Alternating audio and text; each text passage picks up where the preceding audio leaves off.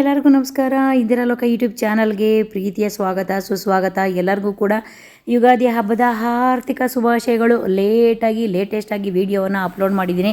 ಖಂಡಿತ ವಿಡಿಯೋನ ಎಲ್ಲೂ ಸ್ಕಿಪ್ ಮಾಡದೆ ಪೂರ್ತಿಯಾಗಿ ನೋಡಿ. ಈ ಹಬ್ಬ ಯುಗಾದಿ ಹಬ್ಬ ಬೇವು ಬೆಲ್ಲ ತಿಂದು ಎಲ್ಲರೂ ಕೂಡ ಒಳ್ಳೆ ಮಾತನ್ನು ಹಾಡಿ ಅಂತ ಹೇಳ್ತಾ, ಎಲ್ಲರಿಗೂ ಕೂಡ ಈ ವರ್ಷದಲ್ಲಿ ನಮ್ಮ ಜೀವನದಲ್ಲಿ ಏನೇ ಕಹಿ ಘಟನೆಗಳು ನೆನಪುಗಳು ಇದ್ದರೂ ಕೂಡ ಎಲ್ಲವನ್ನು ಮರೆತು ಮುಂದಿನ ವರ್ಷಕ್ಕೆ ಕಾಲಿಡ್ತಾ ಎಲ್ಲರಿಗೂ ಕೂಡ ಮಗದೊಮ್ಮೆ ಯುಗಾದಿ ಹಬ್ಬದ ಆರ್ಥಿಕ ಶುಭಾಶಯಗಳು.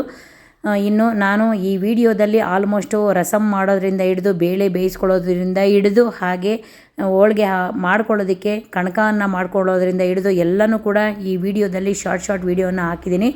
ಆದರೂ ಕೂಡ ಈ ರಸಮ್ ಹೇಗೆ ಮಾಡೋದು ಮತ್ತು ಬೇಳೆ ಬೇಯಿಸ್ಕೊಂಡು ಹೂರಣವನ್ನು ಹೇಗೆ ರುಬ್ಕೊಳ್ಳೋದು, ಆಮೇಲೆ ರಸಮ್ ಮಾಡ್ಕೊಳ್ಳೋದು ಹೇಗೆ, ಎಲ್ಲವನ್ನು ಕೂಡ ನಾನು ಸಪ್ರೇಟ್ ವಿಡಿಯೋವನ್ನು ಅಪ್ಲೋಡ್ ಮಾಡ್ತೀನಿ.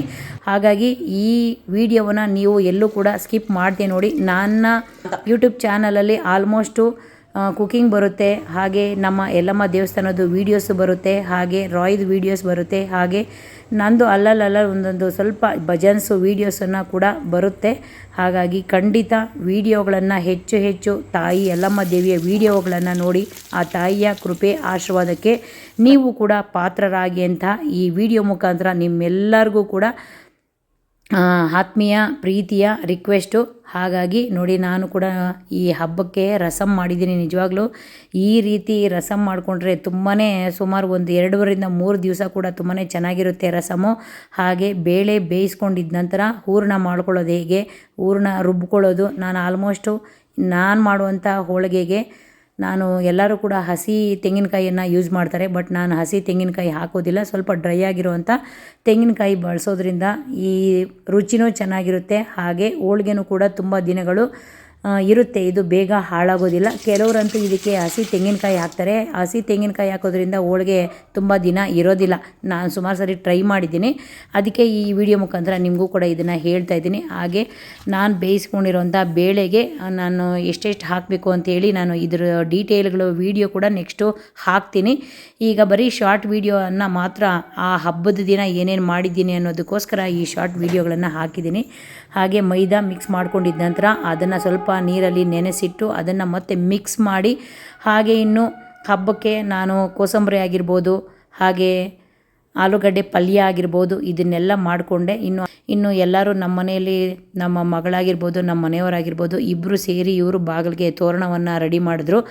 ಅವರು ತೋರಣ ಎಲ್ಲ ರೆಡಿ ಮಾಡೋಷ್ಟೊತ್ತಿಗೆ ನಾನು ಹೋಳಿಗೆಯನ್ನು ರೆಡಿ ಮಾಡಿಕೊಂಡೆ. ಇನ್ನೆಲ್ಲನೂ ಕೆಲಸ ಕಂಪ್ಲೀಟ್ ಆದ ನಂತರ ಇನ್ನು ನಮ್ಮ ಮನೆ ದೇವರಾದಂಥ ಯಲ್ಲಮ್ಮ ತಾಯಿ ಅಲ್ವಾ, ಹಾಗೆ ನಮ್ಮ ಮನೆಯಲ್ಲೂ ಕೂಡ ನಾವು ಯಲ್ಲಮ್ಮ ತಾಯಿನೇ ಇಟ್ಕೊಂಡಿದ್ದೀವಿ. ಇನ್ನು ದೇವರಿಗೆ ನೈವೇದ್ಯ ಇಡೋದಕ್ಕೆ ಅಂಥೇಳಿ ನಾನು ಕೂಡ ಬೇಗ ಹೋಳಿಗೆ ಎಲ್ಲ ಮಾಡಿಕೊಂಡೆ. ಅವರೆಲ್ಲ ದೇವರುಗಳಿಗೆಲ್ಲ ಫೋಟೋ ಎಲ್ಲನೂ ಕೂಡ ಹೂಗಳನ್ನು ಹಾಕಿ, ಹಾಗೆ ತೋರಣಗಳನ್ನು ಹಾಕಿ ನೋಡಿ, ಎಲ್ಲ ಇಂಚು ಕೂಡ ಎಲ್ಲ ಫುಲ್ಲು ಹೂಗಳನ್ನು ಹಾಕಿ ಅಲಂಕಾರ ಮಾಡಿದ್ದಾರೆ. ಇದೆಲ್ಲ ಆಲ್ಮೋಸ್ಟ್ ನಾವು ಮಾಡಿರೋದೇ ನಮ್ಮ ಮನೆಯವರು, ಹಾಗೆ ನಮ್ಮ ಮಗಳು. ಇನ್ನು ಇವರೆಲ್ಲ ಪೂಜೆಗೆ ರೆಡಿ ಮಾಡ್ಕೊಳ್ಳೋಷ್ಟರಲ್ಲಿ ನಾನು ನೈವೇದ್ಯಕ್ಕೆ ಹೋಳಿಗೆ ಎಲ್ಲ ಬಿಸಿ ಮಾಡಿಕೊಟ್ಟೆ. ಹಾಗೆ ಕೋಸಂಬರಿ ಆಗಿರ್ಬೋದು, ಹಾಗೆ ಪಾನಕ ಆಗಿರ್ಬೋದು, ರೈಸು ರಸಮು ಎಲ್ಲನೂ ಕೂಡ ತಾಯಿ ಯಲ್ಲಮ್ಮ ತಾಯಿ ಈ ಯುಗಾದಿ ಹಬ್ಬದ ದಿವಸ ಎಲ್ಲರಿಗೂ ಕೂಡ ಒಳ್ಳೇದು ಮಾಡಲಿ ಅಂತ ಕೇಳ್ಕೊಳ್ತೀನಿ. ಹೊಸ ವರ್ಷದಲ್ಲಿ ಎಲ್ಲರೂ ಕೂಡ ಜೀವನದಲ್ಲಿ ಬೇವೇ ಇರಬಾರ್ದು, ಬೇವು ಬೆಲ್ಲ ಎರಡೂ ಕೂಡ ಒಟ್ಟೊಟ್ಟಿಗೆ ಇರಲಿ. ಬರೀ ಬೇವು ಬೇಡ, ಬರೀ ಬೆಲ್ಲನೂ ಬೇಡ, ಎರಡೂ ಸಮವಾಗಿ ಇದ್ರೇ ಕೂಡ ನಮಗೆ ಜೀವನ ಒಳ್ಳೆಯದಾಗುತ್ತೆ ಅಂತ ನಾನು ಅಂದ್ಕೊಂಡಿದ್ದೀನಿ. ಎಷ್ಟೋ ಸಾರಿ ನಮ್ಮ ಜೀವನದಲ್ಲಿ ಒಂದೇ ಸಾರಿ ಎದೆ ಬಡಿಯೋ ಥರ ಕಷ್ಟ ಬಂದುಬಿಡುತ್ತೆ. ಹಾಗಾಗಿ ತಡ್ಕೊಳ್ಳೋಕ್ಕೆ ನಮಗೂ ಕೂಡ ಶಕ್ತಿ ಇರಲ್ಲ. ಹಾಗಾಗಿ ಬೇವು ಬೆಲ್ಲ ಎರಡು ಒಟ್ಟಿಗೆ ಇರಲಿ ಅಂತ ನಾನು ಕೇಳ್ಕೊಳ್ತೀನಿ. ನಮಗೆಲ್ಲ ಯುಗಾದಿ ಹಬ್ಬನೇ ಹೊಸ ವರ್ಷ.